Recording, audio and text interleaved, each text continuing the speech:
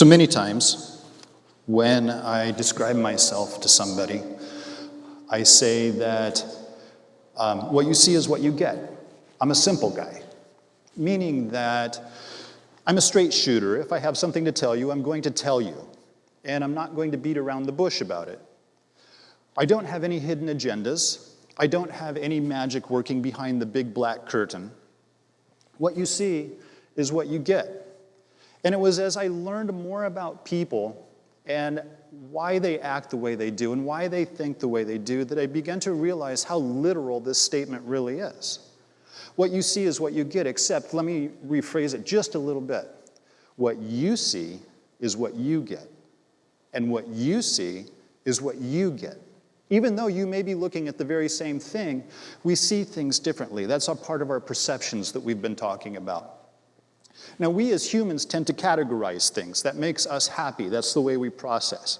So when we see something or experience something, we categorize it. We put it in a pretty little box and set it up on our shelf, and that's how we perceive what we just witnessed. Take me, for example. A professor, a professional, maybe that's the box you put me in. I have long hair and tattoos, and I ride a Harley, and maybe that's the box you put me in, whatever that means to you.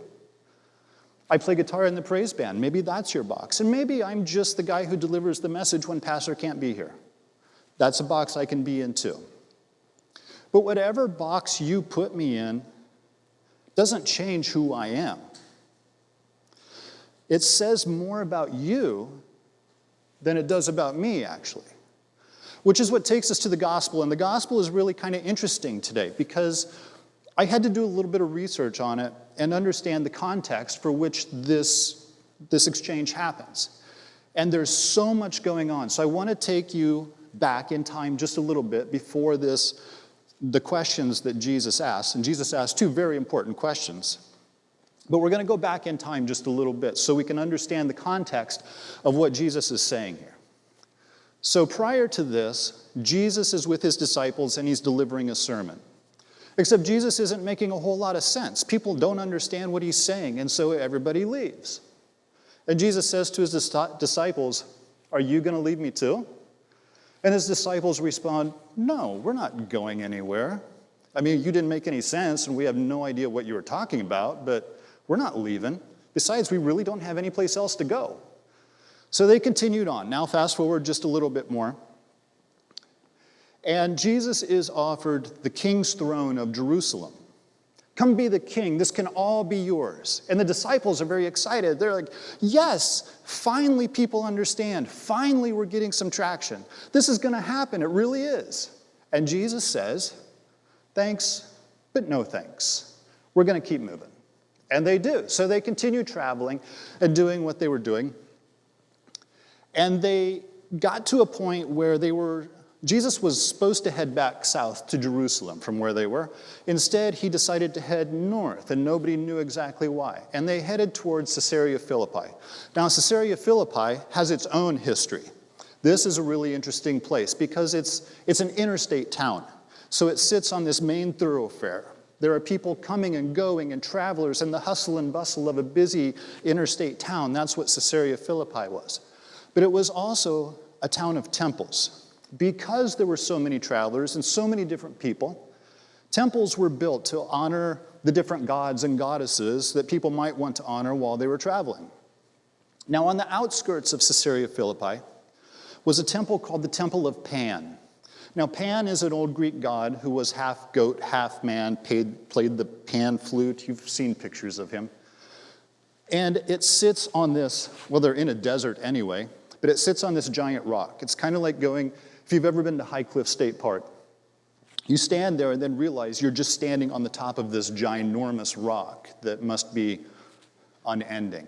That's kind of what the Temple of Pan was. You're standing on this rock and there's this giant cave opening. But it's not an opening necessarily into the cave, it's an opening into the earth. And waters flow through this opening. And those waters are the mouth of the River Jordan. This is where the worshipers come to worship Pan. Now, to worship Pan, they make Pan happy, and by doing that, they give Pan a sacrifice. They throw a goat into the waters. Now, if the goat lives, clearly Pan wasn't happy. And so another sacrifice was required, this time in the form of a child. So as this is happening, people are starting to refer to this place, this rock, as the gates of Hades. Even today, researchers, historians, paranormal investigators still consider this opening in the cave as the literal gates to hell. So now you know the place, and you know what's led us up to this. And I need you to remember a couple of things. Number one, I need you to remember the sermon that Jesus gave and nobody understood, and then they left him. And I need you to remember that Jesus turned down the throne to Jerusalem, didn't want to be king, because that's all going to play back around for us. So now Jesus and his disciples are out traveling, and they decide to stop and rest. And while they're resting, they're talking. Now, what's exciting to me is I'm kind of a history buff too. So when we hear these stories, we have to remember that these are just guys. That's it. They're flesh and blood, just like you and I. It's just like if I said, I need 12 people to follow me around, and I'm going to deliver messages in different places like I'm doing here this morning. I just need you guys to come with me. It's kind of like that. These are just guys. So these guys had stopped to rest, and they're talking a little bit, and Jesus posed the first question. He says, who do people say that I am? And the answers come back. Well, some say you're John the Baptist, some say you're Elijah, some say you're one of the prophets. Now, the answers are all people of standing. These are all people who have influence on their followers. So it's not necessarily a bad thing that those answers came out, and Jesus doesn't respond one way or the other. You're not right. That's not correct. He doesn't respond like that. And I believe that he didn't ask that question because he has an inferiority complex. He didn't necessarily need to know what people were saying. See, sometimes a lead-in question is asked to give the answer to a follow-up question. When I was teaching, and there was a specific concept that I needed my students to grasp, they would hold it tighter if they could come across that concept on their own. But in order for that to happen, I had to lead them to that answer. And oftentimes it starts with a lead-in question, something easy to answer that is going to take them ultimately to the concept that I need them to grasp. So I believe that's what Jesus is doing here. Who do people say that I am? Well, you're John the Baptist, you're Elijah, you're one of the prophets. Yeah, but who do you say I am? Which is a more difficult question to answer for them. But it's Simon. He's Simon at the time. They call him Simon Peter, and I'll explain that in a second. But he's Simon at the time. Now, Simon, it's not surprising that he's the one that answers. He's the boisterous one, the outspoken one. He's the one that is not afraid to say what he's thinking, and it doesn't matter if he's right or wrong. When Jesus walked on the water, it was Simon that said, me too, I wanted to go too. That's Simon. So it's not surprising that Simon would be the one to answer and say, well, you're the Messiah. You're the Son of the living God. And Jesus turns to him and he says, you know what? You would never know that from hanging out with me. You only know that from the knowledge of God. That's how you could answer that. And from that same knowledge of God, now you are called Peter. Now, there's something very interesting in terminology going on here, because Simon means sifting sand. And then he says you're Peter, which is Petros. But Petros means small pebble. But Petros is Greek, and Jesus didn't speak Greek. Jesus spoke Aramaic. So if you translate Petros, Greek, into Aramaic, you get Cephas. So likely Jesus said, from the same knowledge of God, you will now be called Cephas. But if you translate Cephas back into Greek, you get Petra, which means giant boulder. Now, you can't even make this stuff up, because Jesus' next line is, and it is on this rock I will build my church. Now, some people will debate this just a little bit, because is Jesus is saying one of three things here. And I kind of think he's saying all three at the same time. Peter, now the giant boulder. It is you that I'm going to build my church on. Jesus, or Peter the man. Except it doesn't make a lot of sense, because Peter is this boisterous, outspoken thing that will say whatever he's thinking. Except Peter, Simon Peter, goes through a character change in this moment. And I don't mean a character change like a fictional character. I mean, this is a life-changing moment for him because he goes from the boisterous, outspoken Simon, and further on into the future, he becomes this quiet, humble, reverent servant of God. And he does go out and preach the sermon. So it's possible that Jesus meant, literally, Peter, you are the rock that I'm going to build my church on. I'm choosing you to go out and do this.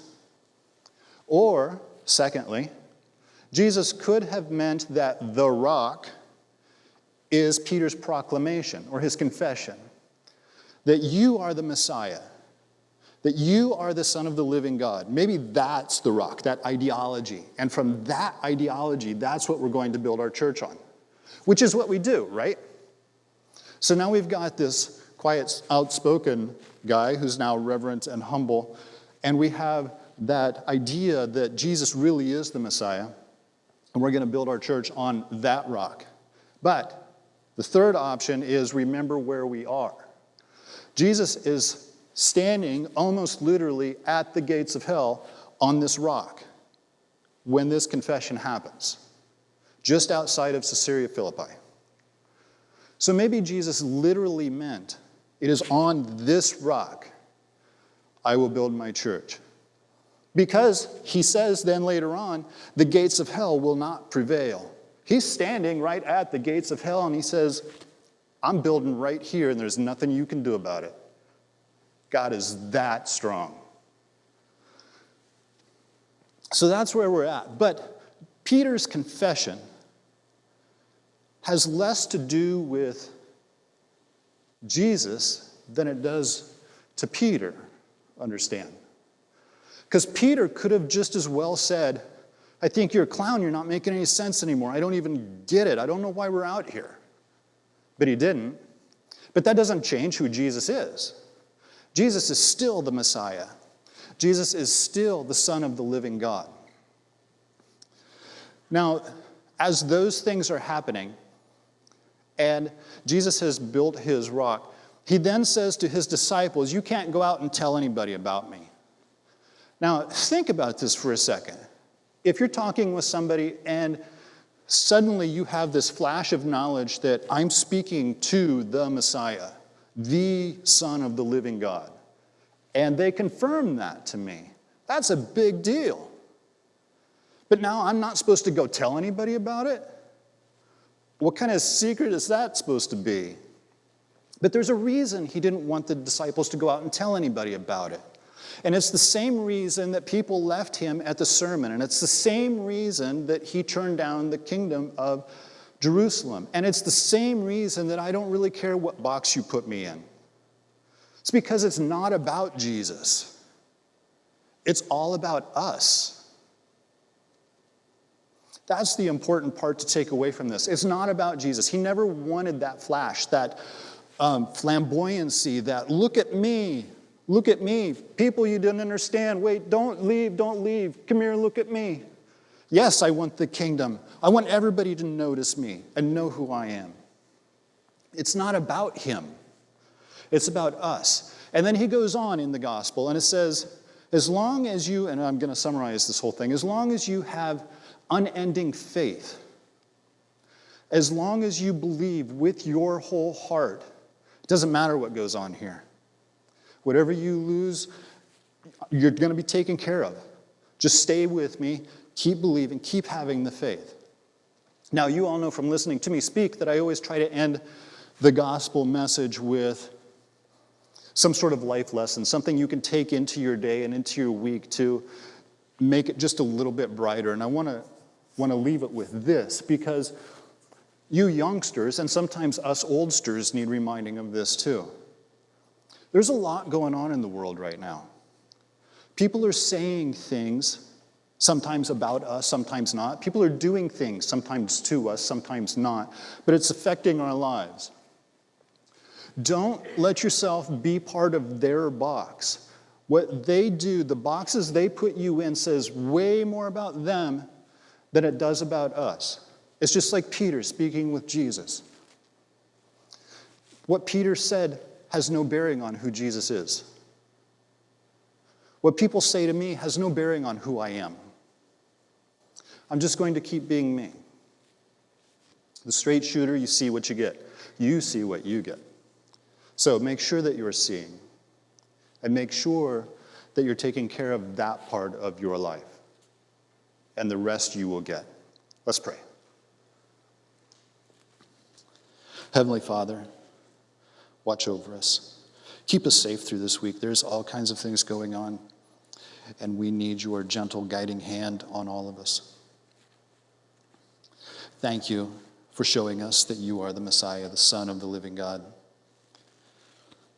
And it is with you that we will walk, and we will be part of your church on that rock.